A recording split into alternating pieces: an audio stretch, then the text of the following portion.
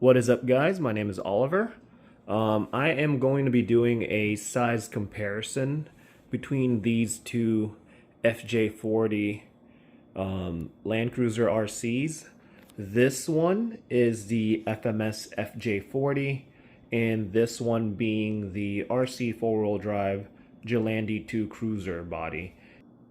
So first of all, the first thing you notice is the size. I was actually quite surprised that this one is going to be this much larger. This one already being a fairly large 110 scale in my opinion. This one's definitely looking more like 1/8, maybe a little bit larger than that. It's been a while since I've had this one. I've recently just gotten back into the hobby, but from last I checked, it was close to like maybe 1/9 scale. But as you can see, this thing dwarfs this one right here. It's quite large. I actually thought it was going to be more comparable in size when I first got it, but now that I have them side by side, it's pretty noticeable. Anyways, so the first thing we're gonna look at is the proportions between the two. As you can see,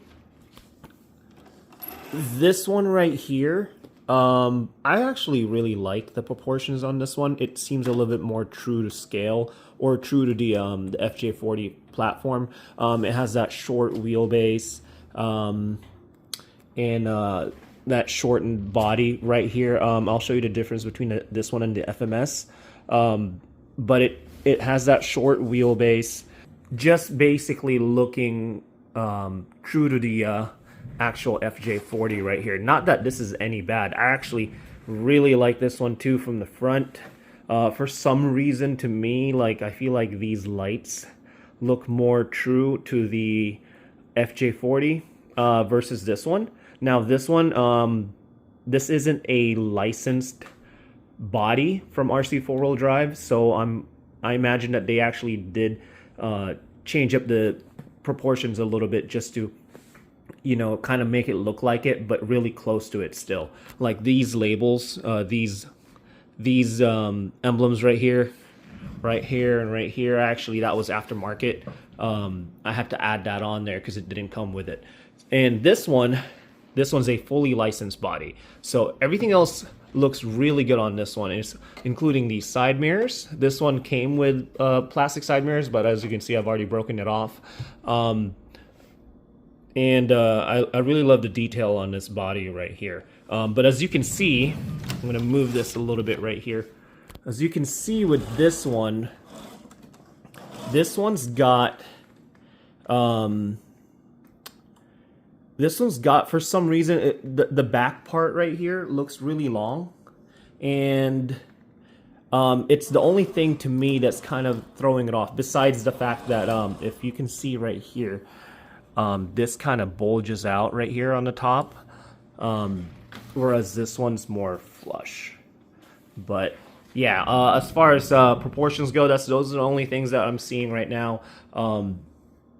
Either way, I love how both of these look. I've done a custom paint job on this one to make it look really old, really rusty. I used some of the I forget what I used for the rust, but it's what modelers use to create basically real rust.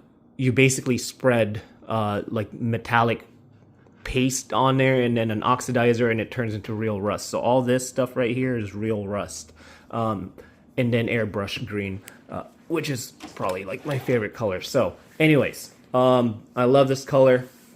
I also really love this color. I feel like the blue is kind of super iconic to the FJ platform.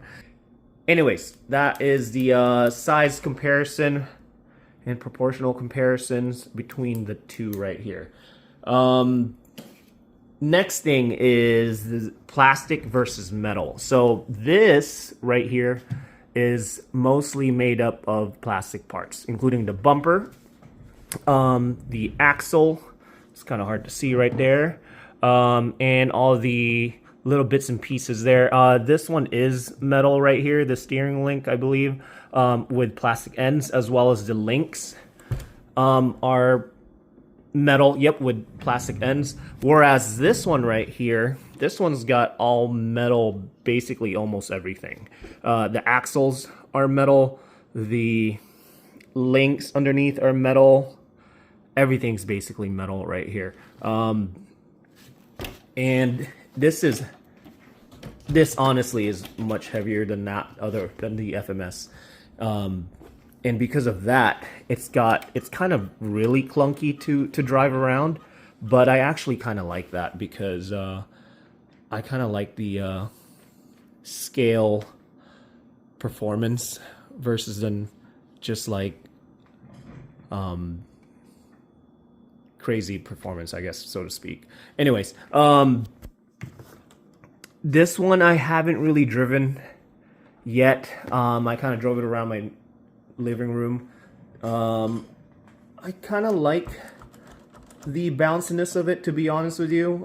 From the videos I've seen, it seems like it acts more realistic that way. I know that they do have a leaf spring upgrade or optional part for this, which I will be getting for this one. I wanted to convert this into leaf spring, seeing as it's a 4-link suspension. But I wanted to convert it to leaf springs, but I got one of the OG kits of this, and for me to install their leaf spring kit, there would be a little bit of a modification. I didn't want to do that, so this one I believe bolts right on, so I will be getting the leaf spring suspension for this. Next would be detail. Now, this body is nice as is, honestly. Like, I love the little details on this thing. Like, this is mesh right here, mesh right here. Let's see, let's turn this around. Yep, I love the little detail. I did lose this little emblem right here, so ignore that. But I lost this little it's like a little handle thing.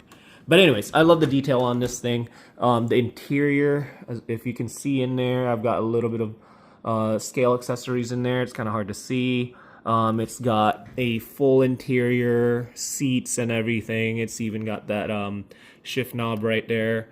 And I had a driver in here, which I took out. But it's nice. I like it. However, this thing completely trumps this one right here. This one's got opening doors. I will show you. Let me move this without dropping one. It's got opening doors. You move this latch right here, and that allows you to open the door. It's got vinyl seats.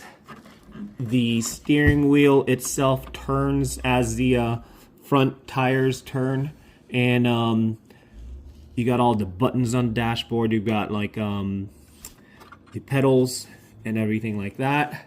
And the back part right here, the bench seats actually fold in, and it's got like a cloth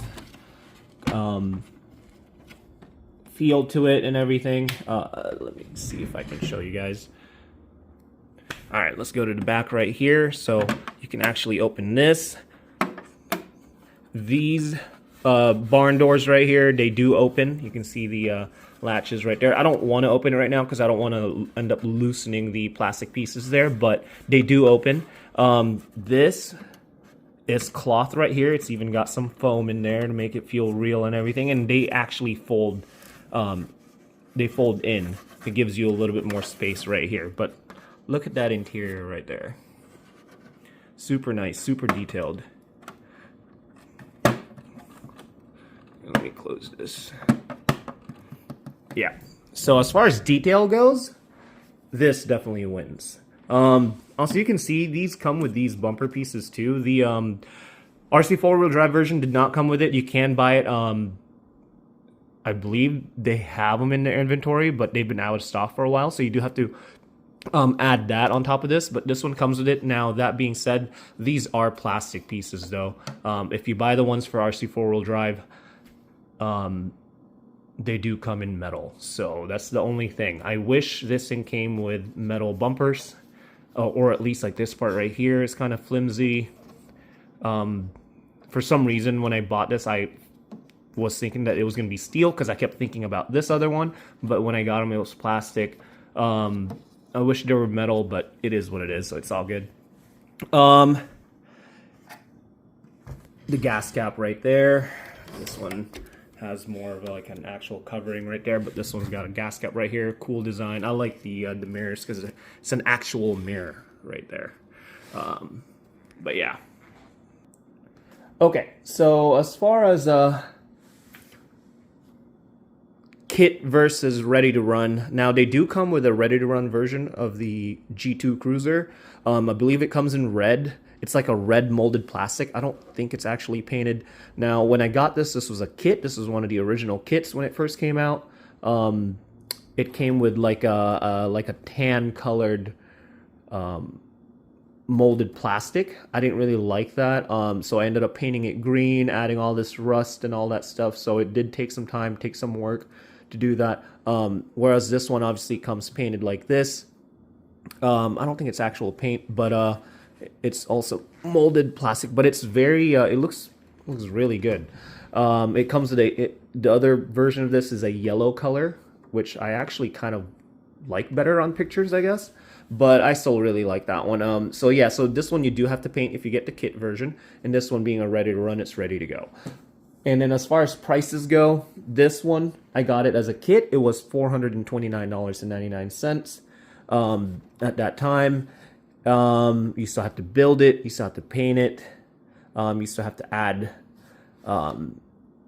like all these little things I added on top of it, like the emblems. I did change the tires out. The tires that came with are really tiny, which I didn't like how it looked. So I added these tires onto it. And this one is a ready to run.